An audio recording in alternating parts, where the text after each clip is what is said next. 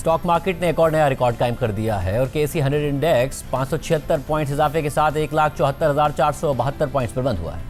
वजीर खजाना के एडवाइजर खुर्रम शहजाद ने कल एक पोस्ट में लिखा कि जनवरी 2025 से पाकिस्तान स्टॉक एक्सचेंज ने डॉलर टर्म्स में 50% से ज़्यादा का रिटर्न दिया है और इस हवाले से पाकिस्तानी मार्केट एशिया की बेहतरीन मार्केट्स में से एक रही, जबकि मार्केट में इन्वेस्टर्स की तादाद में इजाफा हुआ है। गुज़िश्ता 18 माह में स्टॉक इन्वेस्टर्स 1,20,000 अफराद के इजाफे के साथ 4,50,000 से तजावुज़ कर गए हैं, जबकि वज़ीर मनसूबाबंदी हसन इकबाल के मुताबिक इस माली साल की पहली छमाही में मईशत में 3.71% की तरक्की देखी गई है, जबकि गुज़िश्ता माली साल की पहली छमाही में 1.56% की तरक्की देखी गई थी। हसन इकबाल के मुताबिक इसमें अहम बात इंडस्ट्रियल ग्रोथ है, जो पहली छमाही में 9.38% रही, जबकि जारी करदा दादोशुमार के मुताबिक कंस्ट्रक्शन सेक्टर में 21% की ग्रोथ देखी गई है। बात करेंगे, हमारे साथ मौजूद हैं टॉप लाइन सिक्योरिटीज के सीईओ मोहम्मद सुहेल साहब। मोहम्मद सुहेल साहब, बहुत शुक्रिया मुझे में ज्वाइन करने के लिए। सुहेल साहब, एग्जैक्टली क्या ऐसी चीज है जो मार्केट को इतना ड्राइव कर रही है? कुछ अर्सा पहले 1 लाख का लेवल था, जब क्रॉस किया तो था कि शायद मार्केट बहुत ज्यादा बढ़ गई है, अब 1,74,000 क्रॉस कर जाना,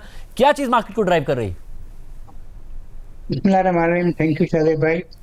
देखें, जून 2023 से लेकर अभी तक 2.5 साल में तो जो सबसे बड़ी रीजन था वो ये था कि मार्केट्स ने ओवर रिएक्ट कर लिया था, या मार्केट को फेयर था कि पाकिस्तान डिफॉल्ट हो जाएगा, तो प्राइस अर्निंग रेशो 3 से कम हो गया था।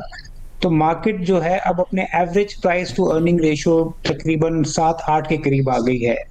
और पिछले कोई 4-6 माह से जो फैक्टर मार्केट को ड्राइव कर रहा है वो है लिक्विडिटी, यानी लोगों के पास बहुत ज़्यादा कैश है और एवेन्यूज नहीं है, स्पेशली जब इंटरेस्ट रेट 22 से 10.5% हो गए हैं, स्पेशली जब करेंसी स्टेबल है, तो लोग अपने बिजनेसेस में, इंडस्ट्री में बहुत बड़े पैमाने पे भी इन्वेस्टमेंट नहीं कर रहे। दूसरे जो एवेन्यूज हैं, चाहे वो डॉलर हो, चाहे वो प्राइस बॉन्ड हो, चाहे वो प्रॉपर्टी हो, चाहे वो दुबई हो, वो भी काफ़ी वहाँ भी परेशानियां हैं, इश्यूज हैं।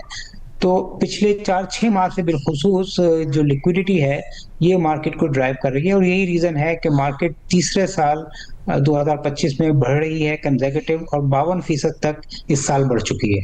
वैसे ये बताएगा कि आमतौर पर जब स्टॉक मार्केट बढ़ने के बाद ये नजर आता था कि दूसरे एवेन्यूज में पैसा जाता था, तो इस दफा वजह क्या है? क्या डॉलर की अवेलेबिलिटी मसला है मार्केट में, या फिर लोगों की एक्सपेक्टेशन कि डॉलर रुपए के मुकाबले में नहीं बढ़ेगा? प्रॉपर्टी में क्या रेगुलेशंस मसला है, कोई और मसला है, क्या हुआ है? देखिए, डॉलर में दोनों रीजन है। एक तो इतना ज्यादा डॉलर में अवेलेबिलिटी नहीं है और डॉक्यूमेंटेशन बहुत है, प्लस लोगों को लग भी नहीं रहा कि कोई डॉलर यहाँ से 20-25% रिटर्न दे जाएगा। प्रॉपर्टी बहुत अंडर वैल्यू रही है 2017 से लेकर अब तक। पिछले साल हमारे एनालिसिस के हिसाब से कुछ पॉश एरिया में कोई 20% तक की बेहतरी आई है। मगर वहां पे जिस तरह टैक्सेस लगाए गए हैं, प्लॉट्स पे विदहोल्डिंग टैक्स लगाए गए हैं, इसलिए ज्यादा पैसा जो पहले प्रॉपर्टी में भी जाता था वो स्टॉक मार्केट में आ रहा है। तो मगर लग रहा है, जो भी नंबर्स अपने बताए फर्स्ट क्वार्टर के, जिसमें कंस्ट्रक्शन ने भी बहुत अच्छा परफॉर्म किया है, बट अब लग रहा है कि ग्रेजुअली ये जो पैसा स्टॉक मार्केट का है ये रियल एस्टेट में और इंडस्ट्री में अगले साल जाना शुरू हो जाएगा। दोस्तों, इस पॉइंट पर कहा जा सकता है, क्योंकि आप तो कह रहे हैं कि जो traditionally price to earning multiple होता था उस पर मार्केट आई है, कि एज ऑफ नाउ एवेन्यूज ना होने की वजह से मार्केट ज़्यादा बढ़ गई है, और जो इकोनॉमिक फंडामेंटल्स हैं वो इतना अच्छे नहीं हैं जितना मार्केट बढ़ गई है।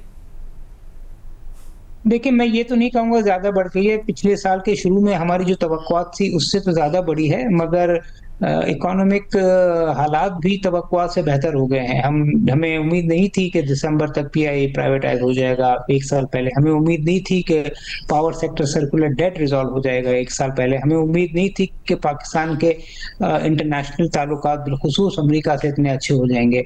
तो चूंकि हालात पिछले 1 साल में तवक्कुआत से बेहतर हुए, तो इंडेक्स भी तवक्कुआत से ज्यादा बढ़ा है।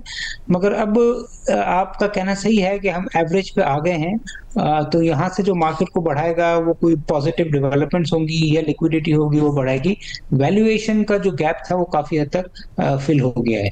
मतलब, और पीआई की प्राइवेटाइजेशन हुई, मगर आपको लगता है कि कोई संजीदगी इसके अलावा भी नजर आ रही है हुकूमत में रिफॉर्म्स के लिए? जब हुकूमत बार बार कहती है, लफ्ज़ तो बार बार कहा जाता है कि जी सस्टेनेबल ग्रोथ की तरफ हम जाना चाहते हैं, ना कि बूम एंड बस्ट साइकिल की तरफ जाना चाहते हैं, ये जो जुमला है, ये जो कमिटमेंट है, ये प्रैक्टिकली भी नजर आ रही है आपको?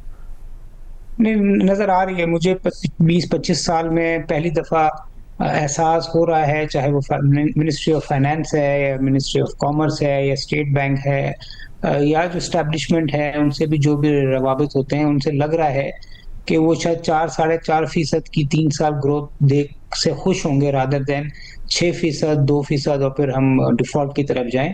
और हमें यही देखने में आ रहा है कि इंटरेस्ट रेट को भी ज्यादा रखा जा रहा है, करेंसी को भी इसी हिसाब से मैनेज किया जा रहा है। तो बज़ाहिर यही लग रहा है कि ग्रेजुअल इंक्लूसिव ग्रोथ हो। और जहाँ तक आपने रिफॉर्म्स की बात की, देखिए ये 19 साल के बाद एक बहुत बड़ा एसेट प्राइवेटाइज हो जाना, ये बज़ाहिर एक बहुत बड़ी डेवलपमेंट है। इतना बड़ा पावर सेक्टर का सर्कुलर डेट है, वो रिजॉल्व हो गया, ये भी मेरा ख्याल में एक बड़ी डेवलपमेंट है। और तीसरा मैंने जो आपको बताया कि ये जो अमेरिका से ताल्लुकात हैं और कुछ इन्वेस्टमेंट रिकॉर्डिंग की और दूसरी पाइपलाइन में है, उससे भी थोड़ा सा लोगों में ऑप्टिमिज्म है, जिसकी वजह से स्टॉक मार्केट भी नए रिकॉर्ड बना रही है।